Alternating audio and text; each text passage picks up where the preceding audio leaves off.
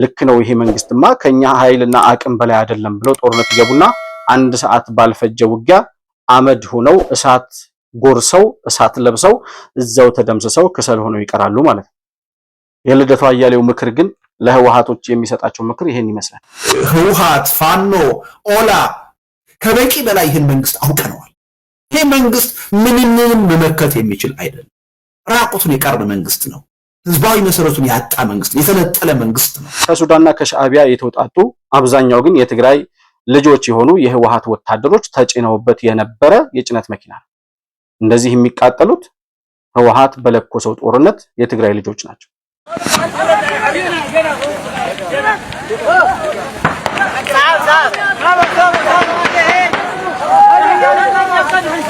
ይሄ ልጅ የሚጎትተውን ነገር ላሳያችሁና አሁን የፌደራል መንግስት እየተዘጋጀ ያለው ለህወሓት ከመሰላችሁ የእውነትም አስቂኝ ነው የሚሆነው። ልክ እንደዚህ ቪዲዮ ማለት ነው።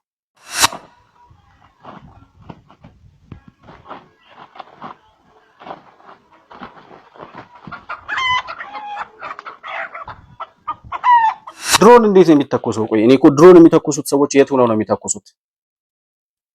አንዳንድ ሰው እኮ ልክ እንደ ጀት ድሮን እያበረረ የሚሄድ ፓይለት ያለም ሊመስላቸው ይችላል። እነ ደብረ ጽዮን እነ ምግበይ ድሮን እንዴት እንደሚሰራ ስለማያውቁ እስኪ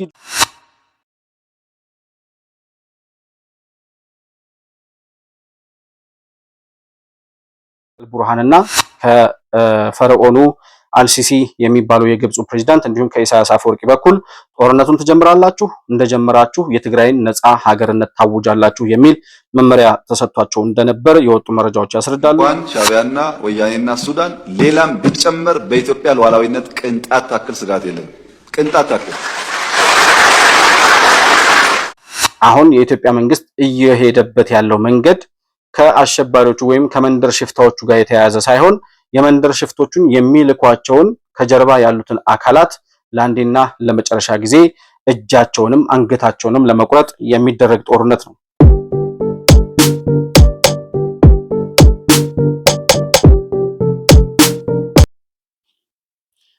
ሰላም ለእናንተ ይሁን። የተከበራችሁ የመሆን መልቲሚዲያ ቤተሰቦች እንደምን አላችሁ? ብሩክ የሾርቅ አሰፋ ነኝ። ከመሆን መልቲሚዲያ የዛሬውን ዕለታዊ ፕሮግራማችንን ይዘን ቀርበናል።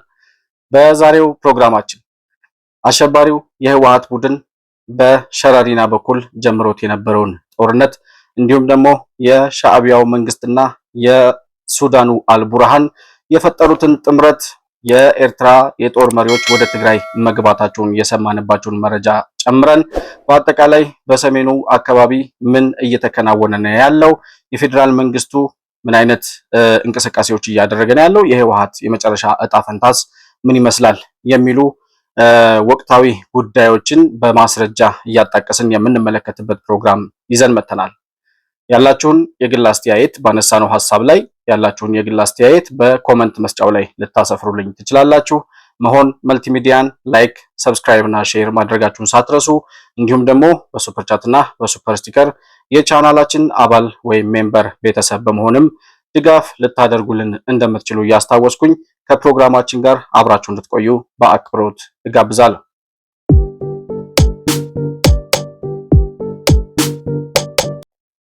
አሸባሪው የህወሓት ቡድን እንግዲህ በሸረሪና በኩል ጦርነት ጀመረ የሚል ዜና ከሁለት ከሶስት ቀናት በፊት ሲነገር ነበር። አንዳንዶቹ ሚዲያዎችም ሰበር ዜና እያሉ ሲለጥፉት ነበር። ምንድነው ሰበር ዜና? ህወሓት ጦርነት ጀመረ የሚለው ዜና ጆሮአችንን ካደነቆረው እኮ ቆየ። ይጀምራል፣ ይመታል፣ ይመለሳል፣ ይመጣል፣ ይቀጠቀጣል፣ ይመለሳል። ስለዚህ ሰበር ዜና ሊሆን የሚችልበት እድል በጣም ሬር ነው። ምናልባት ከመንግስት በኩል የሚሰጡ አዳዲስ መረጃዎች ካሉ በሚል ነበር እስከዛሬም ሽፋን ሳንሰጠው የቆየ ነው። ያው የተለመደ ትንኮሳ ስለሆነ የተለየ ለሱ ዕውቅና ሰጥቶ እንደ ሰበር ዜና እንደ ትልቅ ክስተት የሚወራ ነው ብለን አናስብም። ስለዚህ ከመንግስት በኩል የሚሰጡ መረጃዎች ይኖራሉ ብለን ነበር። ነገር ግን ከመንግስት በኩል እስካሁን ድረስ ስለ ጦርነቱ ጅማሮም ይሁን ስላለው ክስተት ምንም የተሰጠ ይሄ ነው የሚባል መረጃ ከመንግስት ሚዲያዎችም ከመንግስት አካላትም በኩል የተገኘ የለም። ነገር ግን ህወሓት ራሱ መግለጫ አውጥቶ ጦርነት ተጀመረብኝ፣ የራሱ ጄኖሳይደር ሆኖ የራሱን ህዝብ እያጠፋ ያለው ህወሓት የሚባለው ቡድን ጄኖሳይደሩ የአብይ መንግስት ጦርነት ጀመረብኝ ሲል አውጇል። እና ሁሉም የትግራይ ህዝብ በዚህ ጦርነት ህልውናውን ለማስከበር እንዲሰለፍና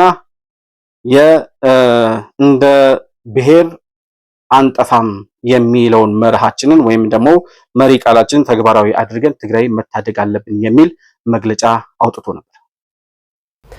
ሰበር ዜና ወቅታዊ ሁኔታዎችን አስመልክቶ ከትግራይ መንግስት የተሰጠ መግለጫ።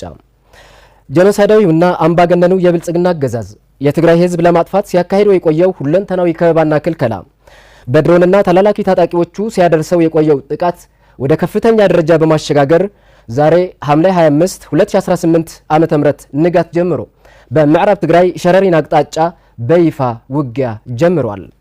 ይህ ስርዓት ወደ ስልጣን ከመጣበት ጀምሮ በትግራይ ህዝብ ላይ ጄኖሳይድ በማወጅ ሁሉም አይነት ዓለም አቀፍ ወንጀሎች የፈጸመና እየፈጸመ የቆየ ሆኖ ከፕሪቶሪያው ስምምነት በኋላም የትግራይ ህዝብ ለማንበርከክና ለመበተን ካለው ጽኑ ፍላጎት የተነሳ የተለያዩ ሴራዎች፣ ከበባና ክልከላ እንዲሁም ወታደራዊ ዝግጅቶች ሲያደርግ ከቆየ በኋላ ትግራይን ዳግም ለመውረርና የትግራይ ህዝብ ለማጥፋት አሁን ላይ ውጊያ ከፍቶብናል።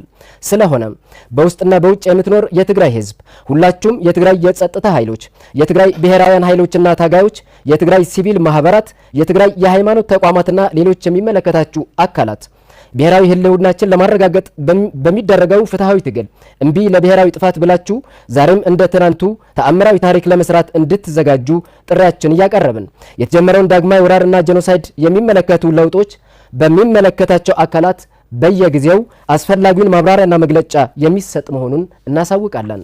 በዚህ አጋጣሚ ህዝባችን አስፈላጊ ጥንቃቄዎች እንድታደርግ እናሳስባለን።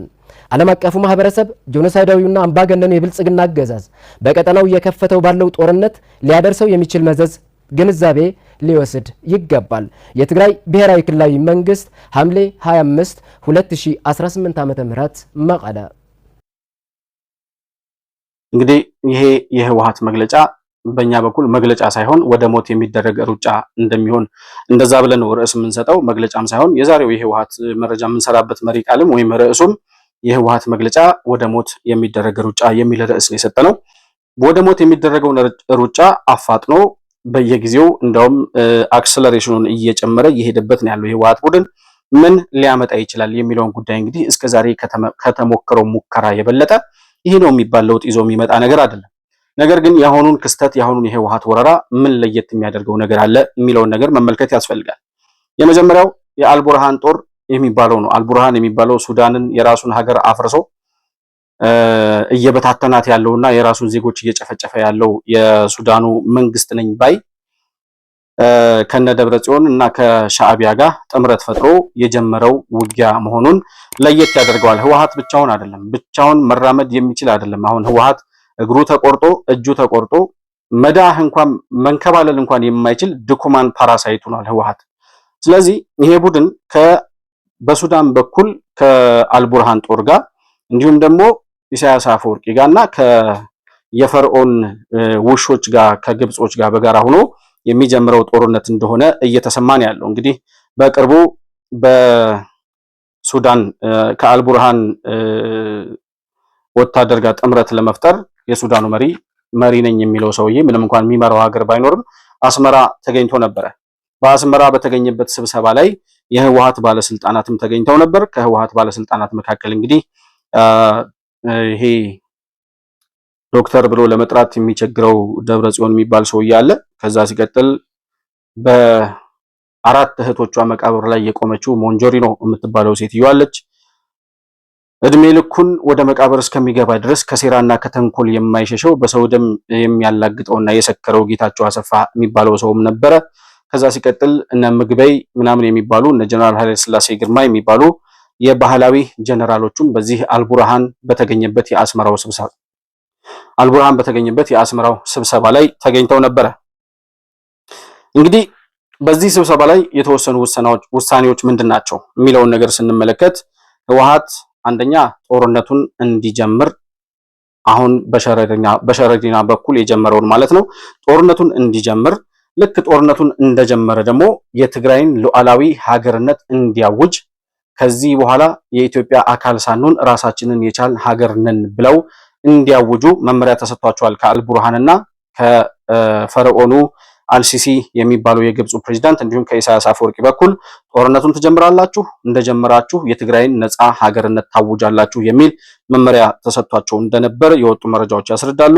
ከዛ ሲቀጥል ሱዳንና ኤርትራ እንግዲህ ትግራይ አገርነቷን ካወጀች በኋላ ማለት ነው ሱዳንና ኤርትራ በዩናይትድ ኔሽን እውቅና በተሰጠው አር2ፒ የሚባለው ወይም ደግሞ ሪስፖንሲቢሊቲ ቱ ፕሮቴክት የሚለውን አንድን ሀገር የመጠበቅ አንድን ነፃ ሀገር የመጠበቅና የመከላከል መብትን በመጠቀም ወይም ያንን ህግ በመጥቀስ የተባበሩት መንግስታት ድርጅትን ህግ በመጥቀስ አንደኛ ሱዳንና ኤርትራ ወደቦቻቸውን ለትግራይ ክፍት እንደሚያደርጉ ወደቦቻቸውን ክፍት ማድረግ ብቻ ሳይሆን የሂውማኒታሪያን ኤይድ እናቀርባለን በሚል የሰብአዊ ድጋፎችን እናቀርባለን በሚል በእነዚያ በሱዳንና በኤርትራ ወደቦች መካከል ከግብጽ በኩል የሚመጣላቸውን የጦር መሳሪያ ወደ ትግራይ ለማስገባት እድል እንደሚፈጥርላቸውና ይሄንን በህወሓት የጦርነት ጅማሬ ላይ ተግባራዊ ለማድረግ አስመራ ላይ የተደረገው ስብሰባ ውሳኔ አሳልፎ ነበር።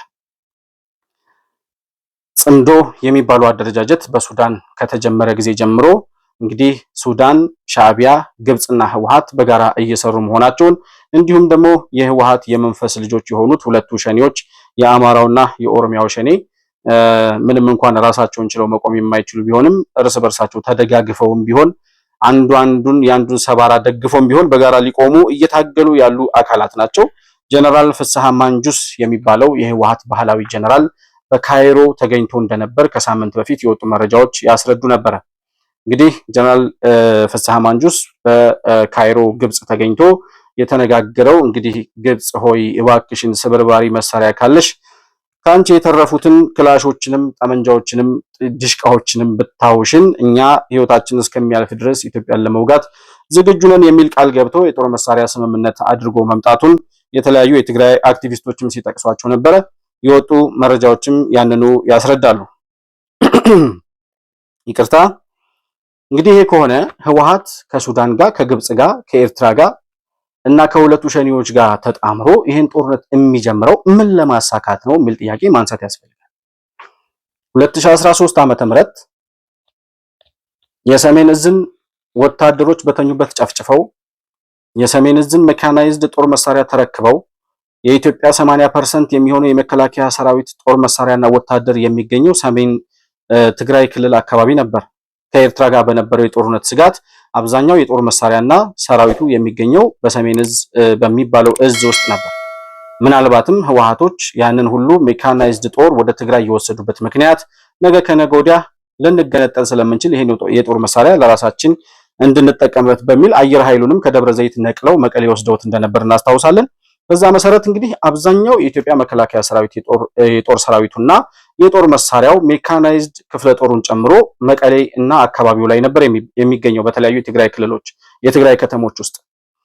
ከዚያ በኋላ የሰሜን እዝን ከገደሉ በኋላ የጦር መሳሪያውን ማርከው ያን ሁሉ ዘመናዊ መሳሪያ ተሸክመው መጥተው ደብረ ሲና ድረስ መጥተው ተቀጥቅጠው ከተመለሱ በኋላ ከሞት በተረፈ ወታደርና ከህወሓት ተመልሶ በተማረከ መሳሪያ ተሸንፈው መቀመቅ የገቡት ሰዎች ዛሬ መናገር አቅቷቸው ድምጻቸው እየሰለለ የዓለም አቀፍ ማህበረሰብ ከድቷቸው የራሳቸው የትግራይ ህዝብ ከጎናችሁ አይደለንም ብሎ አደባባይ እየወጣ አብረዋቸው የነበሩ የፖለቲካ ባለስልጣናት እነ ጌታቸው ረዳ እነ ጀነራል ጻድቃን ትተዋቸው ወጥተው ህወሓት ለ3 ለ4 ተከፋፍሎ ተሰባብሮ ባለበት ሁኔታ 5-6 የማይሞሉ የኤርትራ ማንነት ያላቸውን ነሞንጆሪኖን ተማምኖ ሰው ጦርነት የሚጀምረው ምን ለመፍጠርና ምን ለማሳካት ነው? የኢትዮጵያ መከላከያ ሰራዊት እንኳን ዛሬ ያኔ ከሞት በተረፉ ወታደሮች አሸንፏችኋል። ዛሬ ደግሞ እንኳን ለእናንተ አይደለም ከውጭ ለሚመጣ ማንኛውም ጠላት የሚመጥን ኃይል ተገንብቷል። ስለዚህ እረፉ እያለ መከላከያ ሰራዊትና መንግስት ማስጠንቀቂያ እየሰጠ አይ አንሰማም ብለው እነዚህ ሰዎች ወደ ጦርነት የሚገቡት ለምንድን ነው ካላችሁኝ፣ ለሙከራ ነው የሚገቡት። ምን አይነት ሙከራ ካላችሁ የጦርነቱ እሳት ምን ያክል ይፋጃል፣ የመከላከያ ሰራዊት ክንድ ምን ያክል ጠንካራ ነው፣ እስኪ ሞከር አድርገን አንድ 50 ሺህ 100 ሺህ ልጆችን ገብረን የእሳቱን የማቃጠል አቅምና የፌዴራል መንግስቱን አቅም ሞክረን ገምተን እንመለስ ብለው ነው የሚገቡት። ከዚህ በፊት በጠለምት በኩል የሙከራ ጦርነት አድርገው ከ100 ሺህ በላይ የትግራይ ልጆችን አስጨርሰው ለምንድን ነው ጦርነት የጀመራችሁት ሲባሉ አይ ፌዴራል መንግስቱ ትኩረት እንዲሰጠንና አቴንሽን ሰጥቶ እንድንነጋገር ነው ብለዋል። የፌዴራል መንግስቱን ትኩረት ለመሳብ 100 ሺህ የትግራይ ልጆችን ገብረዋል። 30 ደቂቃ በማይሞላ ጦርነት ማለት ነው። በ30 ደቂቃ ውስጥ ነው ከ100 ሺህ በላይ የትግራይ ልጆች በመኪና ላይ ተጭነው የነበሩ ምሽግ ውስጥ የነበሩ በድሮን ያለቁት በጸለምት በኩል አስርገው አስገብተው ነው። አሁንም በሸረሪና በኩል ያደረጉት ነገር ሌላ ነገር የለውም። ጽምዶ በሚሉት አደረጃጀት ከሱዳንና ከሻዕቢያ ጋር በጋራ ሆነው ሁለቱን ሸኔዎች ተማምነው ይህን ጦርነት ጀመሩ። የጀመሩት ለሙከራ ነው። እሳቱ ምን ያክል ይፋጃል የሚለውን ነገር ቼክ ለማድረግ ነው። እነሱ ይሄን ቼክ ለማድረግ ሲገቡ ግን ከ1200 በላይ የትግራይ ልጆች ተሰውተዋል። በዚህ ጦርነት አንድ ቀን ባልፈጀ ከግማሽ ቀን ባነሰ ጊዜ ውስጥ ለተጠናቀቀ ጦርነት ከ1000 በላይ የትግራይ ልጆች መሰዋታቸውን በጣም ብዙ ዳሜጅ መድረሱን የወጡ መረጃዎች ያስረዳሉ። ይሄ እየተቃጠለ የምትመለከቱት የጭነት መኪና የትግራይ ተወላጆችን ወይም የትግራይ ታጣቂዎችን አርሚ 70 የሚባለውን በሱዳን የሚገኘውን የህወሓት ታጣቂዎች ጨምሮ ከሱዳንና ከሻዕቢያ የተውጣጡ አብዛኛው ግን የትግራይ ልጆች የሆኑ የህወሓት ወታደሮች ተጭነውበት የነበረ የጭነት መኪና ነው። እንደዚህ የሚቃጠሉት ህወሓት በለኮሰው ጦርነት የትግራይ ልጆች ናቸው።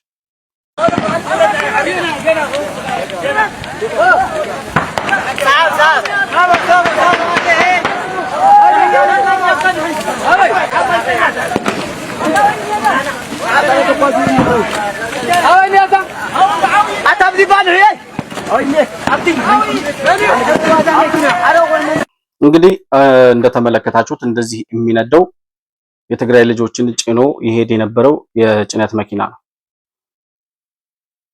በጣም ብዙ ወታደሮች መስዋዕታቸው እንግዲህ ሲጮሁ የምትሰሟቸው ሲናገሩ የምትሰሟቸው ልጆች ራሳቸው የህወሓት ታጣቂዎች መሆናቸው በግልጽ ያስረዳልና እባክህን የተጎዱ ሰዎችን ለማንሳት እርዳኝ ይላል ሰውየው። በትግርኛ ነው የሚያወራው።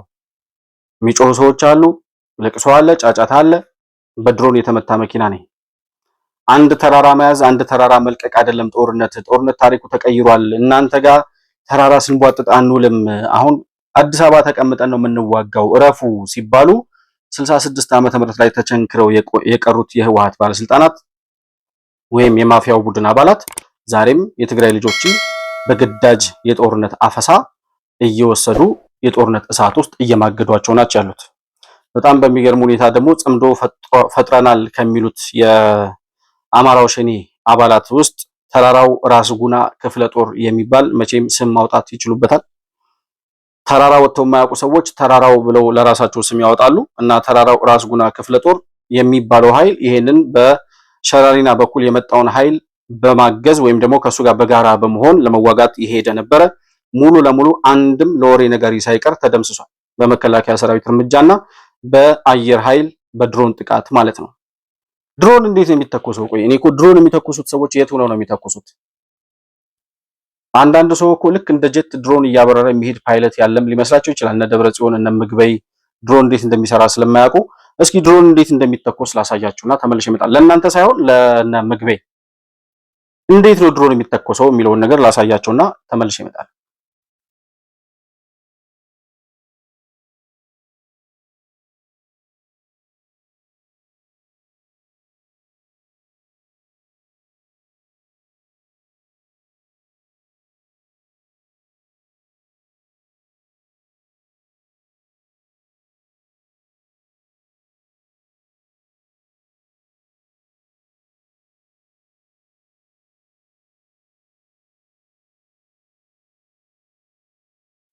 እንደዚህ ቢሮአቸው ቁጭ ብለው በዘመናዊ ቢሮ ውስጥ በዘመናዊ ኦቫል ኦፊስ ውስጥ ተቀምጠው በኮምፒውተር በሚታዘዝ ልክ እንደ ሞባይል ጌም እንደ ጨዋታ በሚቆጠር አካሄድ ነው የድሮን ውጊያ የሚደረገው። ድሮን ህወሓት ባለፈው ምን አድርጎ ነበር? ቅጠል አልብሶ ወታደሮቹን። እኔ እኮ የህወሓት ባለስልጣናት ድንቁርና እስከየት ድረስ እንደሆነ ጥልቀቱ ራሱ ግራ ይገባኛል። ድሮን ማለት አርቲፊሻል ኢንተለጀንስ የተገጠመለት አንድን ነገር ሴቭ ካደረገ ያንን ነገር በምንም አይነት ተአምር ሊቀይር የማይችል የጦር መሳሪያ ነው። በጣም ዘመናዊ የጦር መሳሪያ ማለት ነው። እና ምን አሉ? በድሮን ጥቃት ሊፈጽምብን ስለሆነ ብለው ወታደሮቻቸውን ቅጠል አልብሰው ሙሉ ለሙሉ ቅጠል ለብሰው ወታደሮቹ ሲንቀሳቀሱ የሚንቀሳቀስ ቅጠል ነበር የሚመስለው ባለፈው ያወጡት መረጃ። እና ምን ሆነ? ይሄንን አሁን ከድሮን ለማምለጥ ብለው ወታደሮቻችንን እንዴት እንደሸወዱት እንዴት እንደቀየሯቸው ለማሳየት ቅጠል አለብሰው ሲያወጧቸው ያቺ ድሮን ቅጠል ለብሰው የሚንቀሳቀሱት የህወሓት ወታደሮች እንደሆነች ሴቭ ታደርጋለች ራሱ እና ቅጠል ለብሼ እወጣለሁ ስትል ከነ ቅጠልህ እንደ ቅጠል ያረግፋል ማለት ነው። ይህን እንኳን ማወቅና መገንዘብ ባህላዊ ጀነራሎች ናቸው የምንለው ለዚህ ከዘመናዊ ዕውቀት ጋር ከዘመናዊ ቴክኖሎጂ ጋር ግንኙነት የሌላቸው ባሉበት ተቸንክረውና ደርቀው የቀሩ ድንጋይ ላይ ውሃ እንደማፍሰስ የሚቆጠሩና ልክ ውሃ ውስጥ እድሜ ልኩን ኑሮ እንደማይረሰው ድንጋይ ጦርነት ውስጥ እድሜ ልካቸውን ኑሮ ስለ ጦርነት ኖሃው የሌላቸው ድንዝዞች መሆናቸውን በዚህ ማረጋገጥ ይቻላል። እና ወጣቶች እንደዚህ ቢሮ ውስጥ ተቀምጠው በኮምፒውተር በሚታዘዝ ድሮን ነው ጥቃት የሚፈጸመው። የትም አታመልጥም። በጨለማ በድቅድቅ ሌሊት በዝናብ በማንኛውም አይነት ሁኔታ አይተውና ለይተው ማን እንደሆንክ ቅንድብህን አይተው ይለያሉ። የቅንድብ አሻራን ያነባሉ እነዚህ ድሮኖች። በዛ ደረጃ ነው እርምጃ የሚወስዱት። ስለዚህ በምንም አይነት ሁኔታ ልታመልጡ እንደማትችሉ እና ራሳችሁ የምታረጉት ነገር ደግሞ በየጊዜው ድሮን ሊመጣብን ስለሆነ እንደዚህ ሸወድ ነው መንግስትን እያላችሁ በምታወጡት መረጃ ድሮኗ ሴቭ እያደረገች መሆኑንና ከዛ በኋላ ልትሸውዷት እንደማትችሉ እንኳን እየነገርናችሁ ነው። እንደው ቢያንስ አንድም ሁለትም የትግራይ ልጆች ከሞት ከተረፉ በዚህ እንኳን ማለት ነው። በአጠቃላይ ግን ይሄንን ቡድን እደግፋለሁ ብሎ አብሮ ተሰልፎ የነበረው ራስ ጉና ክፍለ ጦር ወይም ተራራው ብለው የሚጠሩት ክፍለ ጦር ሙሉ ለሙሉ ተደምስሷል። እንግዲህ በስም ከታወቁት ሰዎች መካከል ተመስገን አብርሃም የሚባል የክፍለ ጦሩ አዛዥ እንግዲህ እነሱ የአማራው ሸኔ አደረጃጀት ማዕረግ መስጠትና ክፍለ ጦሩ መሾምና መሸለም ያውቁበታል። ነገር ግን ክፍለ ጦር የሚሉት እነሱ ስንት ሰው የያዘውን ነው የሚለው ነገር አጠያያቂ ሆኖ ጥያቄው ለነሱ ተወውና ተመስገን አብርሃም እነሱ የክፍለ ጦር አዛዥ ብለው የሚጠሩት ወደ ላይኛው ቤት ተሸኝቷል። የሸዋስ ግዛቸው የሻለቃ መሪ የሆነ ሰው እንደዚሁ እሱም የተሸኘ ነው። ጌታ ዓለም ምረት የሚባል የብርጌድ አዛዥም ከዋና ዋናዎቹ የዚህ ተራራው ራስ ጉና ክፍለ ጦር የሚባለው የሸኔው ቡድን ታጣቂዎች የቡድን አመራሮች 3 የክፍለ ጦርና የሻለቃ አዛዥ ተደምስሰዋል፣ ተገድለዋል። እባካችሁ ከዚህ በኋላ እናንተ ለኢትዮጵያ ስጋት አይደላችሁም፣ ወደ ሰላም ኑና ህይወታችሁን እንኳን አትርፉ የሚለውን ጥሪ መቀበል አቅቷቸው የህወሓትን ዛቻና እብሪት እያዳመጡ እና እነ ልደቱ አያሌው ባይዘዌ ልደቱ አያሌውን ማን ነው ህወሓትንም ሻዕቢያንም የአማራው ሸኔ የሚባሉትና የኦሮሚያው ሸኔን የሚሸውዷቸው እንደነ ልደቱ አይነት የፖለቲካ ተንታኞች ናቸው። ምን እያሉ ያወራሉ እነሱ? አሁን እኮ የፌዴራል መንግስት በሸኔና በኦነግ ሸኔና በፋኖ ጉልበቱ ተለክቷል። የመመከት አቅም የሌለው ኃይል ነው። ስለዚህ በቀላሉ ገፋ ቢደረግ የሚወድቅ ነው ይሏቸዋል። ልደቱ አያሌውን እንደ ሀያል የፖለቲካ ሳይንቲስት አድርገው የሚቆጥሩት ህወሓቶች ልክ ነው ይሄ መንግስትማ ከኛ ኃይልና አቅም በላይ አይደለም ብለው ጦርነት ይገቡና 1 ሰዓት ባልፈጀ ውጊያ አመድ ሆነው እሳት ጎርሰው እሳት ለብሰው እዛው ተደምስሰው ከሰል ሆነው ይቀራሉ ማለት ነው። የልደቱ አያሌው ምክር ግን ለህወሓቶች የሚሰጣቸው ምክር ይሄን ይመስላል። ህወሓት፣ ፋኖ፣ ኦላ ከበቂ በላይ ይህን መንግስት አውቀነዋል። ይሄ መንግስት ምንም መመከት የሚችል አይደለም። ራቁቱን የቀረ መንግስት ነው። ህዝባዊ መሰረቱን ያጣ መንግስት፣ የተነጠለ መንግስት ነው። በአንድ ግለሰብ ግልብ ግለሰብ የሚመራ መንግስት ነው። ሁሉንም በጦርነት አንበረክካለሁ፣ ሁሉንም አጠፋለሁ ብሎ የተነሳ ኃይል ስለሆነ ማንኛውንም ተቃዋሚ ኃይል ሊያስተባብር የሚችል መንግስት ነው በስልጣን ላይ ያለው፣ አገዛዝ ነው በስልጣን ላይ ያለው። ከመንግስት ባህሪ አንጻር ካለው ነባራዊ ሁኔታ አንጻር እነሱ ላይ ከተጋፈጠ የህልውና ፈተና አንጻር የሚጠበቅ ነገር እንውደደውም እንጥላው መንግስትን መረዳት ያለበት ነገር ይሄ ነው። ስለዚህ በአጠቃላይ ይሄ መንግስት በእብሪት ተወጥሮ ትጥቃችሁን አስፈታለሁ፣ አንበረክካችኋለሁ፣ ረግጬ ገዛችኋለሁ ብሎ ያስነሳቸው ጦርነቶች ሁሉ የትም እንዳልደረሱ ወደፊትም የትም እንደማይደርሱ በደንብ በገሃድ የታየበት። ስለዚህ ይሄ መንግስት አያሸንፍም ብቻ አይደለም፣ ይህን በጦርነት የመሸነፍ እድሉ እየሰፋ እንደመጣ በግልጽ የታየበት ወቅታዊ ሁኔታ ላይ ይሄ መንግስት ምንም መመከት የሚችል አይደለም። ራቁቱን የቀረ መንግስት ነው። ህዝባዊ መሰረቱን ያጣ መንግስት፣ የተነጠለ መንግስት ነው። በአንድ ግለሰብ ግልብ ግለሰብ የሚመራ መንግስት ነው። ያለምንም ህጋዊ ማዕቀፍ ያለ መዋቅር ይሁንታ በአንድ ግለሰብ እንደተፈለገ የሚመራ መንግስት ነው። እንዴት እንዲህ አይነት ደካማ ዋሾ የሆነ ህዝባዊ ተቀባይነት የሌለው መንግስት በስልጣን ላይ እንዲህ ውሎ እንዲያድር ለዓመታት ቻለ ለሚለው ጥያቄ ማንንም ማማረር አንችልም። ራሳችንን ነው መውቀስ ያለብን፣ ራሳችንን ነው ማፈር ያለብን። ይሄ ነው የሚመስለው። ልደቱ አያሌው በዚህ አይነት የተሳሳተ የፖለቲካ ትንተና የሚነግራቸውን እየሰሙ የትግራይ ልጆችን በማይገባቸውና በማይገባቸው ጦርነት ውስጥ እያስገቡ የጦርነት የእሳት ማገዶ የሚያደርጓቸው ይሄን አይነት የተሳሳተ መረጃ እየሰሙ ነው። የኢትዮጵያ መንግስት ዛሬ መከላከያ ሰራዊትን እየገነባ ያለው ለእንደናንተ አይነቱ የመንደር አለቅላቂ የመንደር ሽፍታ አይደለም። በተረፈ የጦር መሳሪያና ከሞት በተረፈ ወታደር ለተሸነፈ ቡድን አይደለም። ዛሬ በድሮን የታጠቀ በዘመናዊ የጦር መሳሪያ የበለጸገ እና ዘመናዊ ትጥቅ የታጠቀ በዘመናዊ ስልጠና የተደራጀ ወታደር የምንገነባው ለእንደናንተ አይነቱ የመንደር ሽፍታ አይደለም።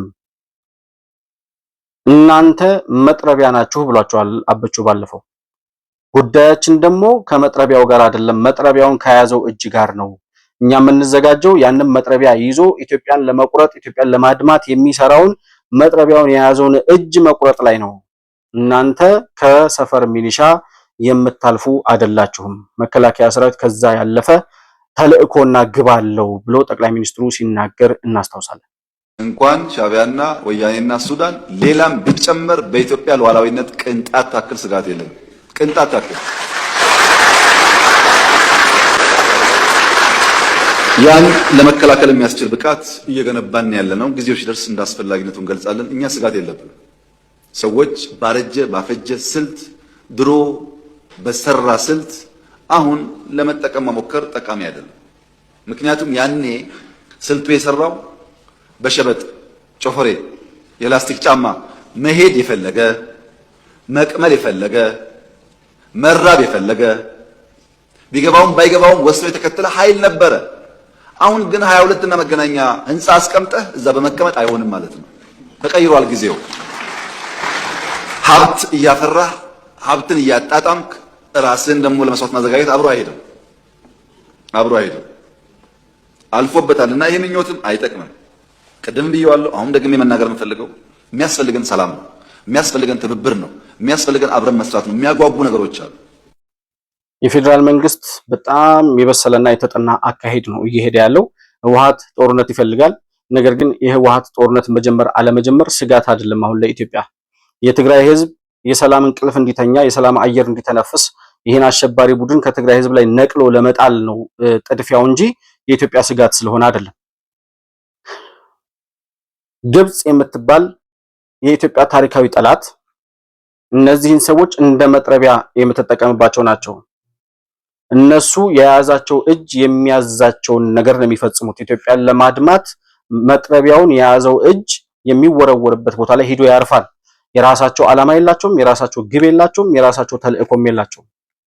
ነገር ግን ያ መጥረቢያ የታዘዘውን ነገር ለመፈጸም ኢትዮጵያን ለማድማት ኢትዮጵያን ለመከፋፈል ግብጽ የምትባለው ታሪካዊ የኢትዮጵያ ጠላት የምትጠቀምባቸው መጥረቢያዎች ናቸው።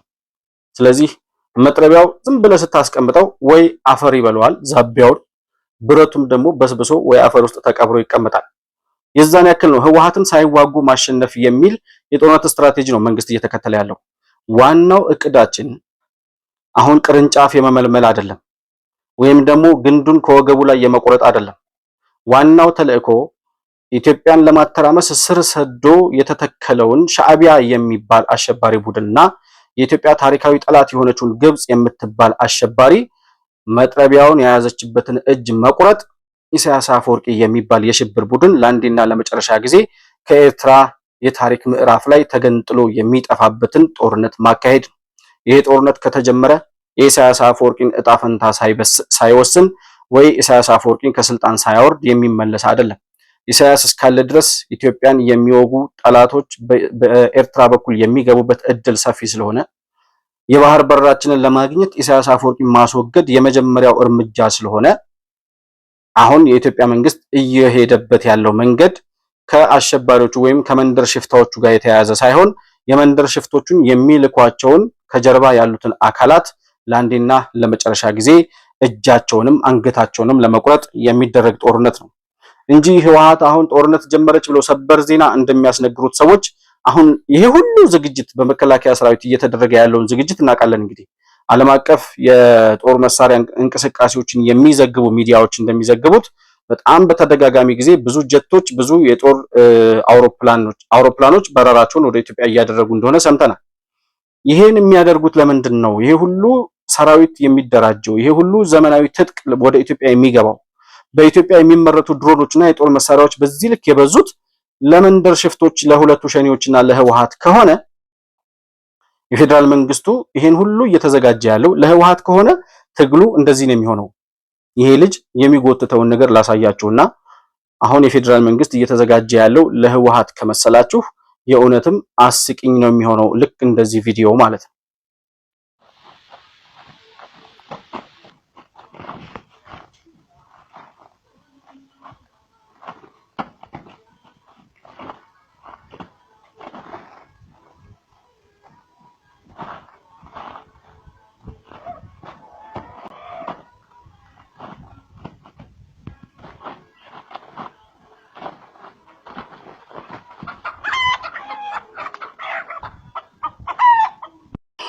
እንደተመለከታችሁት ይሄ ልጅ የሚጎትተው በጣም በረጅም ገመድ የታሰረች ዶሮ ናት እና በጣም ይጎትታል፣ ይታገላል፣ ትጎትተዋለች፣ ይታገላል። ከውስጥ በሬ የሚጎትት ወይም ዝሆን የሚጎትት ነው ይመስለው። መጨረሻ ላይ ግን ስትወጣ ዶሮ ናት። እና አሁን ፌዴራል መንግስት እየተዘጋጀ ያለው ህወሓትን ለማጥፋት ከመሰላችሁ ህወሓት ልክ የዶሮ ያክል አቅም ያላት ሆና፣ ነገር ግን ፌዴራል መንግስቱ የዚህን ያክል ለመጎተት እንደሚታገል ተደርጎ ነው የሚቆጠረው። ዝግጅታችን ከህወሓት ያለፈ ነው። ዝግጅታችን ከመንደር ሽፍቶች ያለፈ ነው። የኢትዮጵያን ታሪካዊ ጠላቶች ለአንዴና ለመጨረሻ ጊዜ ደምስሶ የኢትዮጵያን ስጋት የሆኑ አካላትን አጥፍቶ የባህር በራችንን የሚያስመልስ ሲሆን ኤርትራንም በህዝቡ መልካም ፈቃድ መሰረት ወደ ኢትዮጵያ እንድትካተት የማድረግ ኢትዮጵያን ወደ ቀይ ባህር የቀደመ በሯ እንድትወጣ የማድረግና የቀደመ ልዕለ ኃያልነቷን የምታስመልስበትን የመጨረሻ የጦርነት ምዕራፍ የምታካሄድበት ነው የሚሆነው። ዝግጅታችን ከህወሓት እና ከሁለቱ ሸኔዎች ያለፈ የኢትዮጵያን ሉዓላዊነትና ተሻጋሪ ጥቅሞችን ለማሳካት ያለመ እንደመሆኑ መጠን አልቡርሃንም ይሁን ሻዕቢያም ይሁን ግብጽ አሁን የፌዴራል መንግስት በግልጽ ጦርነትና ውጊያ ከጀመረ ውጊያው ከህወሓት ጋር ሳይሆን እነዚህን ህወሓቶችን ከሚደግፉት ከጀርባ ካሉት የግብጽ የሱዳንና የኤርትራ አመራሮች ጋር ይሆናል። የእነሱን እጣ ፈንታም በሚበይን መልኩ ለኢትዮጵያ ስጋት በማይሆኑበት ደረጃ የሚያደርስ ጦርነት ይሆናል የሚል እርግጠኝነት ይሄንን ያደርጋል የኢትዮጵያ መንግስት በሚል መደምደም የምንችልበት ሁኔታ ነው ያለው። እስካሁን ድረስ የፌዴራል መንግስት በጉዳዩ ላይ ያለው ነገር የለም። በቀጣይ ከዚህ ጉዳይ ጋር ተያይዞ የፌዴራል መንግስት የሚያወጣቸው አዳዲስ መረጃዎች በሚኖሩበት ጊዜ ከአሸባሪው የህወሓት ቡድን በኩልም የሚወጡ ክስተቶች የሚፈጠሩ ከሆነ በቀጥታ የምናገኛቸው መረጃዎች ሳይቀዘቅዝ በትኩሱ ወደ እናንተ ይዘን የምንመለስ ነው የሚሆነው። ለዛሬ ግን የነበረኝን ፕሮግራም በዚሁ አጠናቅቃለሁ። ባነሳነው ጉዳይ ላይ ያላችሁን የግል አስተያየት በኮመንት መስጫው ላይ ልትጽፉልኝ ትችላላችሁ። መሆን መልቲሚዲያን ላይክ፣ ሰብስክራይብ እና ሼር ማድረጋችሁን አትርሱ። በሱፐር ቻት እና በሱፐር ስቲከር እንዲሁም የቻናላችን አባል ወይም ሜምበር ቤተሰብ በመሆን ቤተሰብነታችሁን እያጠናከራችሁ መሆን መልቲሚዲያን እንድትደግፉ ጥሪ እናደርጋለን። ማንኛውንም አይነት ሐሳብና አስተያየት ልታደርሱን የምትፈልጉ ወዳጆቻችን ካላችሁ ደግሞ ከታች የምናስቀምጠውን የዋትስአፕ ስልክ ቁጥር በመጠቀም ደውላችሁ ልታገኙን መረጃም መልእክትም ልትልኩልን እንደምትችሉ እያስታወስኩኝ ከፕሮግራማችን ጋር አብራችሁ ስለቆያችሁ እጅግ በጣም አድርጌ አመሰግናለሁ። በሌላ ፕሮግራም በአዲስ መረጃ እስከምንገናኝ ድረስ ሰላም በያላችሁበት ለእናንተ ይሁን።